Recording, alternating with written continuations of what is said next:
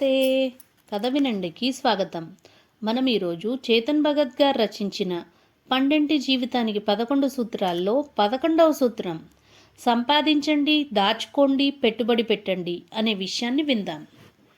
చెట్లు నాటడానికి మంచి సమయం ఎప్పుడు అని అడిగితే అది 20 ఏళ్ల క్రితం అని చెప్పాలి. రెండో అతి మంచి సమయం ఇప్పుడే. ఉద్యోగం చేస్తూ నెల నెల వేతనం పొందుతూ ఉన్నంత మాత్రాన మీరు సంపన్నులు కాలేరు.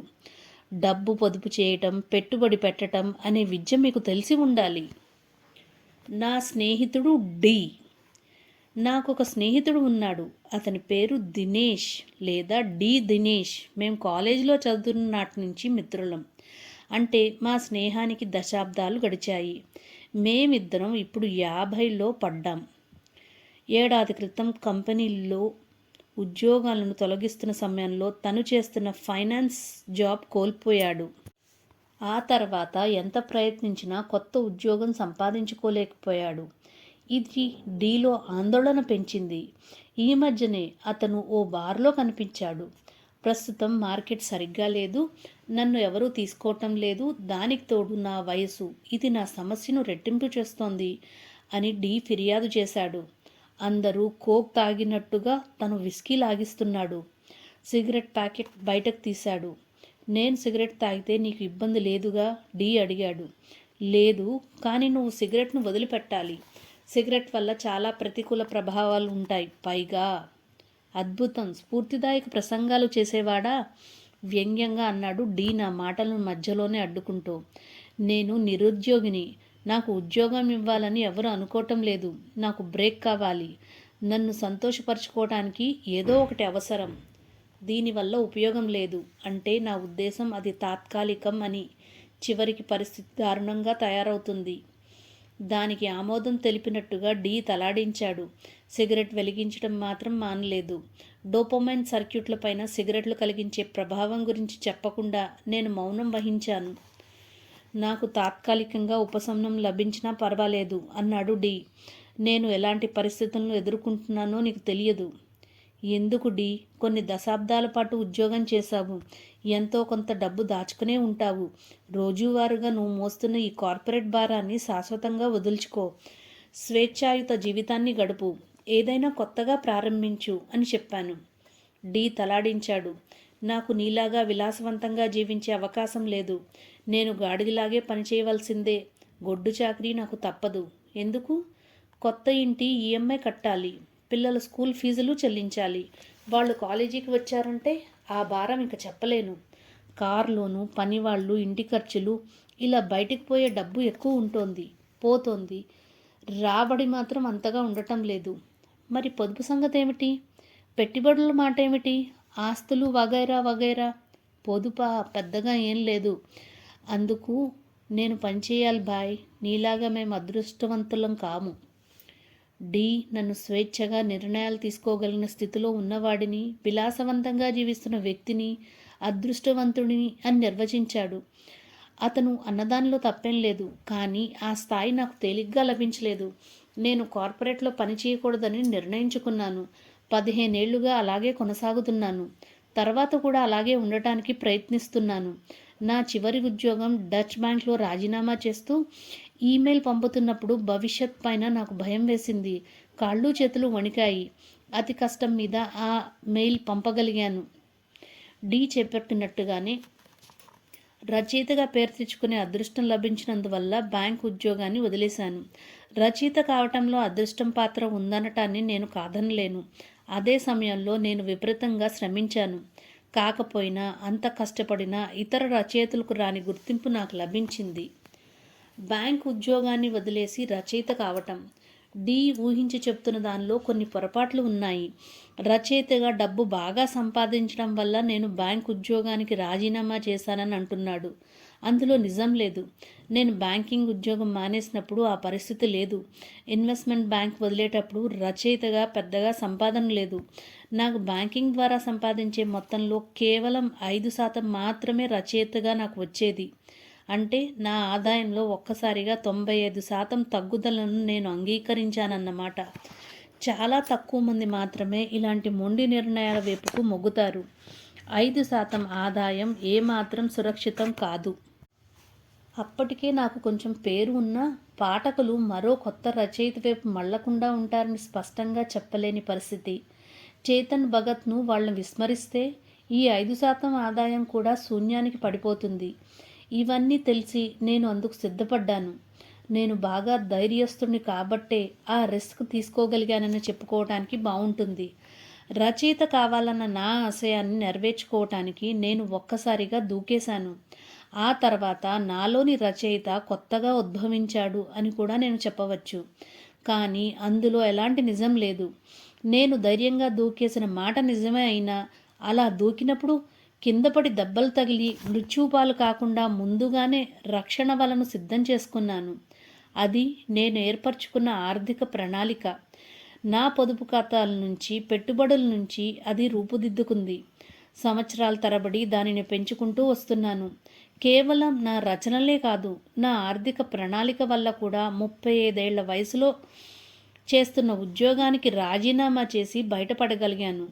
50 ఏళ్ల వయసులో కూడా ఆ పని చేయలేకపోతున్నాడు.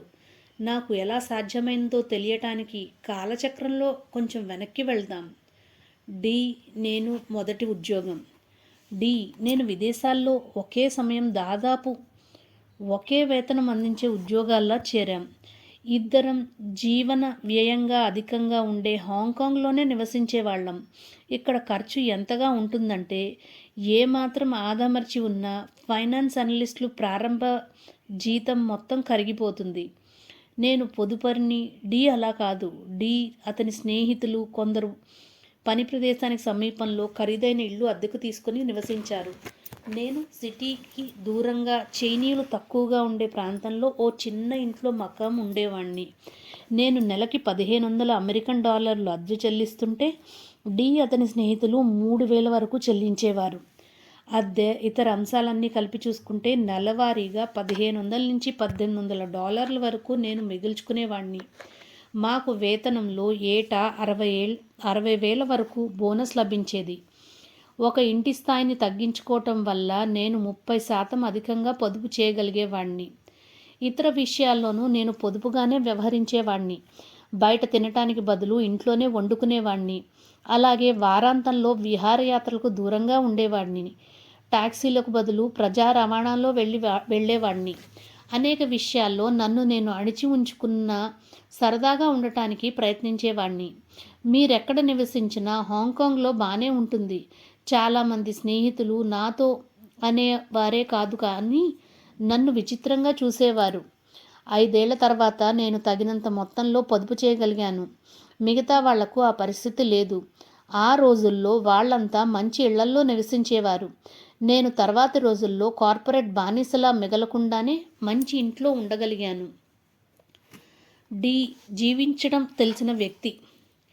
నేను ఎప్పుడూ డబ్బు పొదుపు చేయాలనే ప్రయత్నించేవాణ్ణి. 2000 సంవత్సరంలో తొలి రోజుల్లో మీరొక్కసారే జీవిస్తారు. ఎలో యూ ఓన్లీ లివ్ వన్స్ అన్న నినాదాన్ని అంతగా ప్రాచుర్యం పొందలేదు. ఎక్కువ మంది దాని గురించి చర్చించుకునేవారు. దానిని అనుసరించాడు. కొండ మీద ఉండే ఓ విలాసవంతమైన అపార్ట్మెంట్ కొన్నాడు. అతని ఇంట్లో నుంచి చూస్తే హాంకాంగ్ హార్బర్ స్పష్టంగా కనిపించేది. మధ్యతరగతి వాళ్లల్లో ఉన్నత స్థాయి వాళ్ళు ఎక్కువగా అక్కడే ఉండేవాళ్ళు. అతని ఇంటికి వెళ్ళిన ప్రతి ఒక్కరూ విభ్రాంతికి లోనయ్యేవారు. ఇంటి లోపల కూడా అందంగా మంచి ఫర్నిచర్తో, ఆర్ట్ వర్క్తో తీర్చిదిద్దాడు. ఇంట్లోనే ఓ మూలలో పెద్ద బార్ ఉండేది. దేశ విదేశాల నుంచి తెచ్చిన ఖరీదైన విస్కీ తెప్పించి అందులో అందుబాటులో ఉంచాడు. వచ్చిన వాళ్ళంతా అతని అభిరుచిని చూసి మెచ్చుకునేవారు. బాగా జీవించటం ఎలాగో తెలిసిన వ్యక్తి అన్న ప్రశంసలతో ఉక్కిరిబిక్కిరి చేసేవాళ్ళు. మా బ్యాంక్లో వేతనాలు బాగా పెరిగాయి. అలాగే వాళ్ళవి కూడా. అంతకంటే మరో విలాసవంతమైన ప్రాంతంలో ఉండే పెద్ద ఇంటికి మకాం మార్చాడు. బాగా ఖరీదైన కార్ తీసుకున్నాడు. దాంతోపాటు కంట్రీ క్లబ్ మెంబర్షిప్ కూడా. ఇదే సమయంలో అతని పొదుపు మొత్తం అత్యంత సాధారణంగా ఉండేది. మీరొక్కసారే జీవిస్తారు, యోలో అంటారు నిజమే. జీవించడం అంటే ఆ క్షణంలో జీవించడం ఎంత మాత్రం కాదు. బతికి ఉన్నంతకాలం సంతోషంగా గడపగలగాలి. అందుకు అవసరమైన ప్రణాళికలు రూపొందించుకోవాలి. పెట్టుబడి పెట్టడం. నేను డబ్బులు పొదుపు చేయడం మాత్రమే కాదు, దానిని పెట్టుబడిగా మార్చడం ఎలాగో కూడా తెలుసుకోగలిగాను. అప్పట్లో నాకు స్టాక్ మార్కెట్ పైన అవగాహన లేదు. కొత్తగా ఉద్యోగంలో చేరిన కొన్ని నెలల తర్వాత అందులో ఉండే నా సహచరునితో కలిసి బ్రోకరేజ్ అకౌంట్ ప్రారంభించాను. అప్పటికీ పొదుపు చేసిన సొమ్ము మొత్తాన్ని వెచ్చించి $5,000తో షేర్లు కొన్నాను. అంతగా అనుభవం లేని వ్యక్తిని, హాంకాంగ్ గురించి పెద్దగా తెలియదు. దాంతో నేను పనిచేస్తున్న పెరిగ్రిన్ కంపెనీ షేర్లనే తీసుకున్నాను. ఇది నేను చేసిన పెద్ద తప్పు. అంతా ఒకదానిలో పెట్టుబడి పెట్టకుండా వాటిని వికేంద్రీకరించి ఉంటే బాగుండేది. దాని ఫలితం నేను అనుభవించాను. పెరిగ్రిన్ దివాలా తీసింది. 1997లో వచ్చిన ఆసియా ఆర్థిక సంక్షోభం దెబ్బకి 6 నెలల్లోనే మూతపడింది. నా ఉద్యోగం పోయింది. పెరిగ్రిన్ షేర్లు విలువకు లేకుండా పోయాయి. స్టాకులు పెరుగుతూ తగ్గుతూ ఉంటాయని చాలామంది చెప్తుంటే విన్నాను, కానీ నేను పెట్టుబడి పెట్టిందంతా ఎగిరిపోయింది. నేను తప్పు మార్గాన్ని ఎంచుకున్నాను కనుకనే నేను పొదుపు చేసిన సొమ్మంతా చేజారిపోయింది. ఇంకెప్పుడు స్టాక్ మార్కెట్ జోలికి పోకూడదని ఒట్టు పెట్టుకున్నాను. పెరిగ్రిన్ తర్వాత నేను గోల్డ్మన్ సాచెస్లో అడుగుపెట్టాను. అక్కడ నా సహచరులంతా స్టాక్ మార్కెట్లో పెట్టుబడి పెట్టడానికి ఇష్టపడేవారు. అమెరికాకి హాంకాంగ్కి మధ్య కాల వ్యత్యాసం వల్ల రాత్రి సమయంలో యుఎస్ స్టాక్ మార్కెట్ను అనుసరిస్తూ ఉండేవాళ్ళు. 2000లో తొలి రోజుల్లో పరిస్థితుల వల్ల .com టెక్ స్టాక్స్ బాగా ఊపు మీద ఉండేవి. దానితో ఎక్కువ మంది వాటిల్లోనే పెట్టుబడి పెట్టేవారు. పరిస్థితులకు నేను కూడా లొంగిపోయి వాళ్లతో కలిశాను. అప్పట్లో నా పెట్టుబడి కొంతకాలం మంచి ఫలితాన్నే ఇచ్చింది. గతంలో చేసిన తప్పుల నుంచి పాఠాలు నేర్చుకుని ఒక కంపెనీ పైన మాత్రమే ఆధారపడటం కాకుండా నా డబ్బును వేర్వేరు టెక్ ఇండెక్స్ ఫండ్లలో పెట్టుబడిగా పెట్టాను. కొద్ది మొత్తాన్ని అప్పట్లో బాగా పోతున్న వ్యక్తిగత స్టాకుల్లో ఉంచాను. వాటిల్లో కొన్ని డబుల్ క్లిక్, ఇంటర్నెట్ కంపెనీ టెన్ఫోల్డ్. వాళ్ళేం చేస్తారో అన్నది నాకు స్పష్టంగా తెలియదు, కానీ సాఫ్ట్వేర్ అని చెప్పేవాళ్ళు. ఈబే. ఇక టెక్ కంపెనీలు, కానీ వాటిల్లో కొరియర్ కంపెనీ ఫెడెక్స్ స్టాకులు కొన్నాను. ఈ కామర్స్ వ్యాపారంలో ఎక్కువ పార్సిల్లు డెలివరీ కావటం అంటే కొరియర్ కంపెనీలు బాగా వృద్ధి చెందుతాయని నమ్మాను. ఫెడెక్స్ బాగా పనిచేసింది, కానీ అందరూ బాగా ఉంటాయి అనుకున్న టెక్ కంపెనీలు దారుణంగా విఫలమయ్యాయి. అవి కుప్పకూలాయి. .com బుడగబద్దలైన తరుణంలో నేను భారీగా నష్టపోయాను. ఈసారి నా డబ్బులో ఎక్కువ భాగాన్ని ఇండెక్స్ ఫండ్లో పెట్టుబడి పెట్టాను. స్టాక్ మార్కెట్ ఇండెక్స్కి సంబంధించిన సమాచారం అంతా అందులో కనిపిస్తుంది. స్టాక్ మార్కెట్ ఇండెక్స్ అనేది అనేక పెద్ద కంపెనీల సగటు స్టాక్స్లో దానిని డైవర్సిఫైడ్ పోర్ట్ఫోలియోగా చెప్పవచ్చు. మార్కెట్లు పతనమైనప్పుడు నా ఇండెక్స్ ఫండ్ కూడా దిగజారింది, కానీ జీరో స్థాయికి పడిపోలేదు. నాకు నష్టం అంటే లాభాలు తగ్గటంగానే చెప్పాలి. నా మొదట పెట్టిన పెట్టుబడి సురక్షితంగానే ఉండిపోయింది. కాలగమనంలో నేను స్టాక్ మార్కెట్లో పెట్టుబడులు పెట్టడం గురించి నేర్చుకున్నాను. వారెన్ బఫెట్ అందించిన విలువైన సలహాలను ఆయన పుస్తకాల ద్వారా తెలుసుకున్నాను. బాగా అధ్యయనం చేసి మంచి కంపెనీల స్టాక్లను కొనగలిగాను. ప్రధానంగా నేను వినియోగిస్తున్న లేదా ఇష్టపడుతున్న ఉత్పత్తులకు సంబంధించిన కంపెనీల్లో పెట్టుబడి పెట్టడానికి ఆసక్తి చూపేవాడిని. అలాగే తక్కువ, అందుబాటు ధరల్లో అమ్మే వాటిని ఎక్కువ మొత్తంలో కొనేవాడిని. షేర్ సరైన ధరకు లభించిందా లేదా అన్నది గుర్తించడానికి అది మార్గం. నేను మెక్డొనాల్డ్స్, స్టార్బక్స్, యాపిల్ షేర్లు కొన్నాను. ఇవన్నీ నేను వ్యక్తిగతంగా ఉపయోగించే బ్రాండ్లు. ఇండియాలో రియల్ ఎస్టేట్లో కూడా పెట్టుబడి పెట్టాను. నా మొదటి ఉద్యోగం అంటే దాదాపు 25 ఏళ్ల క్రితం మొదటి ఐఫోన్ విడుదలైన సమయంలో నేను యాపిల్లో పెట్టుబడి పెట్టాను. నుంచి వీలైనంత సొమ్మును పొదుపు చేస్తూ వచ్చాను. అప్పటి నుంచి నా పెట్టుబడులు ఇబ్బడి ముబ్బడిగా మారాయి. నా పెట్టుబడి నైపుణ్యాలను ప్రదర్శించడానికి నేను ఇదంతా చెప్పటం లేదు. ఉద్యోగం, రచనలు చేయటం కాకుండా సంపాదించడం, పొదుపు చేయడం, పెట్టుబడి పెట్టడం, ELI, earning, saving and investing అనేవి నా జీవితంలో ముఖ్య భాగంగా మారిపోయాయని మీకు చెప్పాలనుకుంటున్నాను. డీకి నాకు ముఖ్యమైన తేడా అదే. నా సంపాదన పొదుపుగా, ఆ తర్వాత పెట్టుబడిగా మారేది. డీ విషయం అలా కాదు. తను సంపాదించిన మొత్తం ఖర్చు పెట్టేవాడు. పొదుపు, పెట్టుబడి వంటి అంశాలను అంతగా పట్టించుకునేవాడు కాదు. దాంతో 50 ఏళ్ల వయసులో తన ఖర్చులకు అవసరమైన డబ్బు కోసం, ఉద్యోగం కోసం ఎదురు చూడవలసిన పరిస్థితి వచ్చింది. మరోవైపు నాకు దాని అవసరం కనిపించటం లేదు. భవిష్యత్తులో కూడా ఆ పరిస్థితి రాదనే అనుకుంటున్నాను. అది నేను అనుభవించే భోగమా, విలాసమా, దానిని సాధించడం కోసం నేను కొన్ని సరదాలను చంపుకోవాలని అనుకున్నాను. మార్కెట్లో కొంతకాలం కొనసాగితే అవి మీకు మంచి ప్రతిఫలాన్ని అందిస్తాయి. అది తెలుసుకుని వ్యవహరించిన నేను అదృష్టవంతుణ్ణా?